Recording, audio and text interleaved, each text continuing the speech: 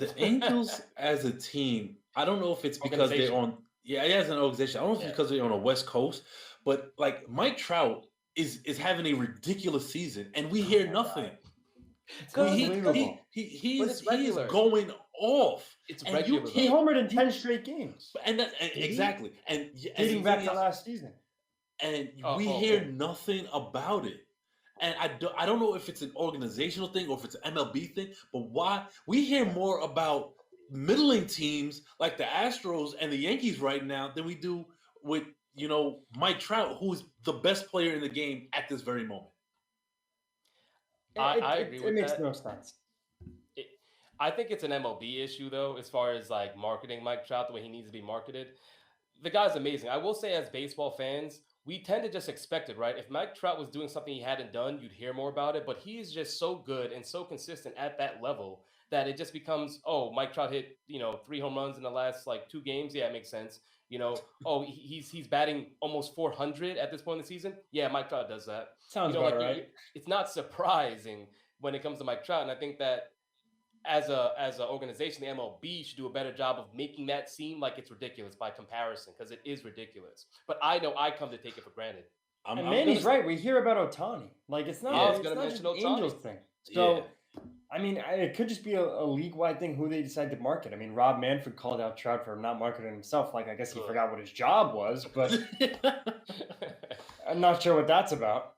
But also, Otani is the sexier story, right? Like, this is a two-way player who everyone's expecting. Either he's fragile or he won't be able to do it. He won't be able to pitch well. Shout out to and Ralphie. hit well.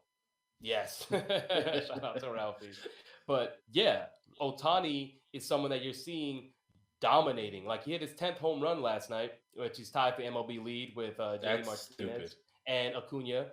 And it's ridiculous because whether he's on the mound and he's throwing 101, K'ing up 8-9 guys, or he's at the plate and he's just hitting 400+ foot bomb. It's incredible. What's amazing about Otani is the level of consistency in which he hits. The comp that people like to say. Say Babe Ruth? Yes. Yeah, I guess so. I would say the comp, the comparison. That's what people like to say. I'm just putting it out there. You already know where I stand on that. But. Steph is gonna get in and be like, I don't think it's a fair comp, guys. I mean, let's just be real. We're talking about Babe Ruth. Otani's already better than Babe Ruth. Let's cool your heels. No, we know where Steph stands on Babe Ruth.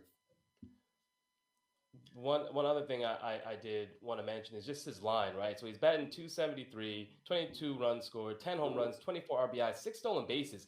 Even for a guy that's fragile, he is moving on the pads. Like, he's taking bags. Isn't he among the league leaders in stolen bases? He stole 2 bases in a game the other night. Oh, yeah, he did. He might be in the lead. He might be up there, like 1 or 2, because I remember Hampson for the Rockies. I think he has like 5 or 6. No, I think he has 7 now. Garrett Hampson has 7 stolen bases. So if you look that up and let me know. Speedy is asking, did someone on the sports system say Babe Ruth was overrated? That would be myself and my brother, and we will gladly debate anyone on it, anytime, anywhere, any place. Speedy jumps in right now. We get a little 2-on-2 going. Well, actually, nah. It's some men's league stuff though with Otani's doing, like pitching and playing. It's the other side, I guess, of the spectrum. Is Francisco Lindor. For those hitting that worse are than Albert Pujols aware, was, and even if you're not aware, you don't even have to follow baseball to know that Francisco Lindor is slumping right now. He's batting a whole 163 under the Mendoza line. He had a 0-25. He's not. He had a 0-25 hitless stretch, which is just bad, and he has not been good with runners in scoring position. He was booed at Citi Field most recently, and it's a shame because he obviously got paid. People see that. We all know that. And the New York fan base reacted the same way you expect the New York fan base to react. Now, Greg, I'm going to kick it to you. What do you think? Is it deserved? Is it too soon? And if it is deserved, what is the next step really for someone that hasn't really been in a market this big to try and adjust? New York fans are fickle. We know this. It's 22, 23 games, and it's not deserved. There's 140 more games left. I believe a player of his caliber is going to turn it around. And what I do like about him, it's not letting his offense being bad is not letting his defense suffer.